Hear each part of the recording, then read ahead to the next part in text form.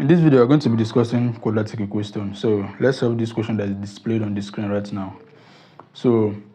But then we need to know if we can solve it by factorization method or completing the square method, because factorization method has been proven as the easiest or simplest way to find the quadratic equation, and that is only possible if the equation given is factorizable.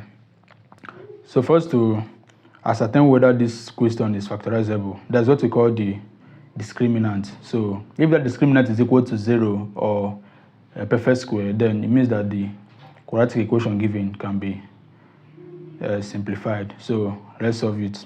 So the discriminant is given as b is equals to 4ac, or b minus 4ac is equals to 0. So if this expression is equals to 0, or again perfect square, which I will write as p dot sq, then it means that this quadratic equation given is factorizable. So here our a is equals to 1 because the coefficient of s square here is 1.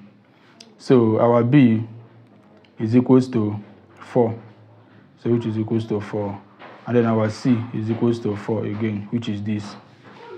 So if you solve a, b, and c, their values to this equation given here, we're going to have that b is our 4. We have our 4 minus 4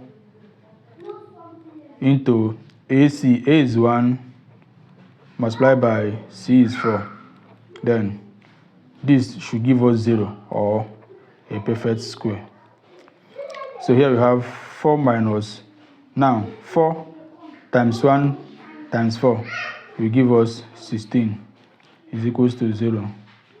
Sorry, this is b square rather. Sorry, b square minus 4 is equals to, so this is square and this is square. So we have that first square is what is 16 minus 16 is equals to 0. So now this equation given can be factorized. So the equation given was s squared plus 4x plus 4 is equals to 0. So in order for us to solve this using factorization method, we need to find two numbers, and when we multiply them, we have this 4, and when we add them, it's going to give us this 4. So, and that number is 2 and another 2, because 2 times 2 will give us 4, which is this 4 here, and then 2 plus 2 will give us 4, which is this 4 here. So we're going to replace this 4x with 2 and 2. So we now have s squared plus 2x plus 2x plus 4 is equals to 0. So let's factor out the common terms here.